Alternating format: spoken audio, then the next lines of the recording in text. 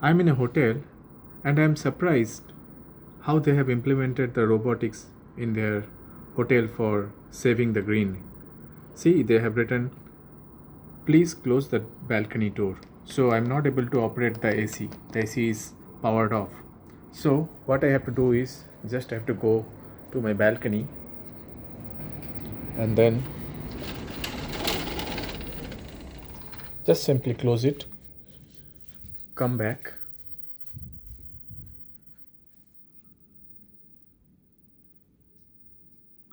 and then try to power it on. Yeah, it's back.